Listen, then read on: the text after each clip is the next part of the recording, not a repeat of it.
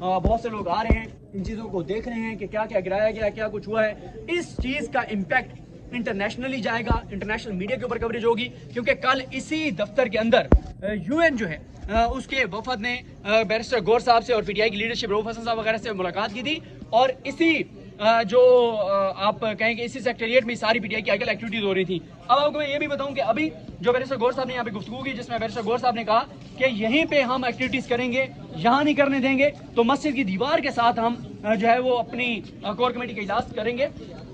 یہ بالکل ساتھ جو ہے وہ مسجد ہے, اور اس وقت اگر آپ دیکھیں تو ٹی وی چینلز ہیں یہاں سے بہت بڑی تعداد میں ٹی وی چینلز کوریج کر رہے ہیں. وہ آپ دیکھیں نا, صبح سے شام تک آپ کو PTI نظر آتی ہے. یہ خان صاحب کا وہ کنٹینر ہے جس پہ خان صاحب مختلف پولیٹیکل ایکٹیویٹیز میں ٹریول کیا کرتے تھے. ظاہر ہے ابھی اس کا سوال نہیں ہے, تو یہ یہاں پر جو کنٹینر ہے وہ یہاں پر کھڑا ہے, اور یہ وہ ساتھ جو ہے وہ مسجد ہے, جس مسجد کے بارے میں آج کہا انہوں نے صاحب نے کہ اس مسجد کی دیوار کے ساتھ بیٹھ کے ہم کور کمیٹی کا اجلاس کریں گے.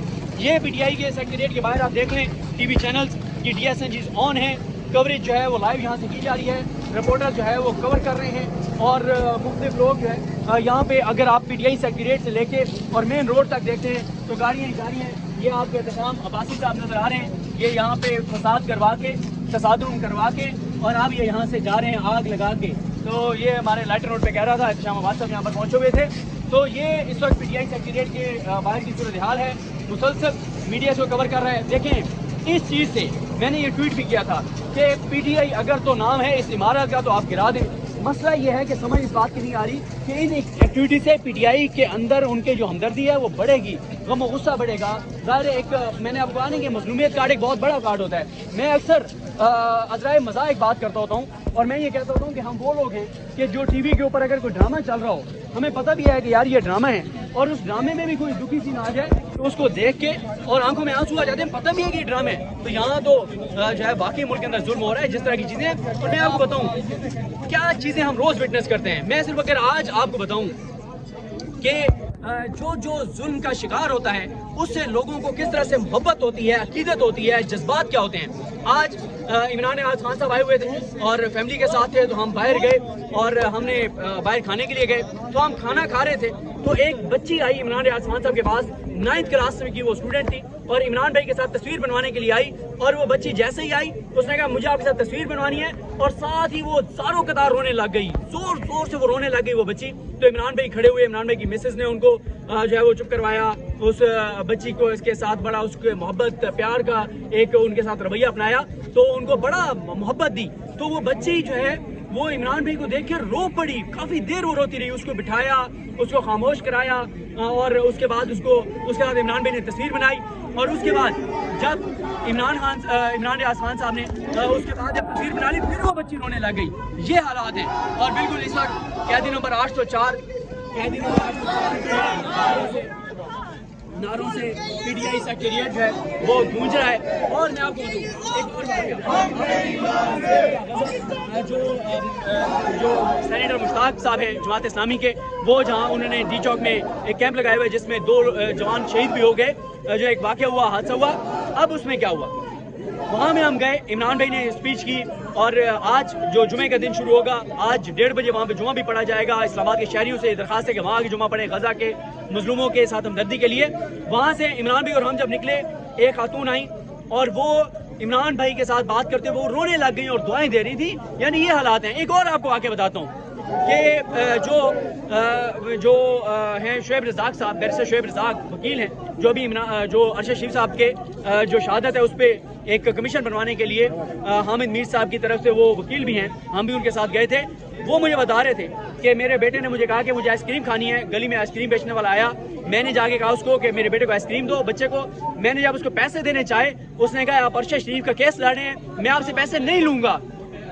وہ تھوڑی سی مزدوری کرنے والا, وہ جو اس کے لیے آپ کہیں کہ آئس کریم جو بیچنے والا ہے, اس کو بھی یہ شعور ہے, اور اس کی ارشد شریف سے محبت اور عقیدت ہے کہ وہ پیسے نہیں لے رہا تھا. آئیں ذرا یہاں پہ جو گفتگو ہو رہی ہے وہ آپ کو سناتے ہیں کہ کیا بات ہو رہی ہے. ہم اس کو بتائیں کہ ہم کوئی ڈرنے والے نہیں, کوئی جھکنے والے نہیں, ہمارے سر قربان ہے اس جھنڈے پر, عمران خان صاحب کے نظریے پر. انشاءاللہ تعالی بہت جلد عمران خان پاکستان کے وزیر اعظم بنے گا انشاءاللہ. عمران خان زندہ باد. عمران خان زندہ باد. کون بچائے گا پاکستان؟ عمران خان. عمران خان. کون بچائے گا پاکستان؟ عمران خان. عمران خان. کون بچائے گا پاکستان؟ عمران خان. عمران خان. ظلم کے یہ ضابطے ہم نہیں مانتے. ظلم کے یہ ضابطے ہم نہیں مانتے. ظلم کے یہ ضابطے ہم نہیں مانتے. میرا یار میرا یار قیدی نمبر 804. میرا یار میرا یار قیدی نمبر 804. میرا یار میرا یار قیدی نمبر 804. ظلم کے یہ ضابطے ہم نہیں مانتے. موٹی حکومت نامنظور. موٹی حکومت نامنظور. موٹی حکومت نامنظور. لاؤ ترازو تول کے دیکھو. ساڈا پلہ بھاری ہے. لاؤ ترازو تول کے دیکھو. ساڈا پلہ بھاری ہے. لاؤ ترازو تول کے دیکھو. ساڈا پلہ بھاری ہے.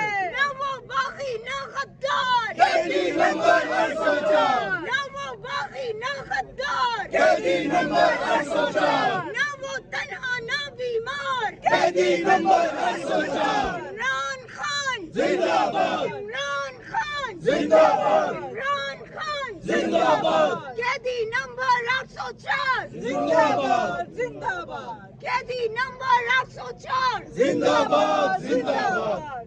پاکستان کا مطلب کیا؟ عمران خان. کون بچائے گا پاکستان؟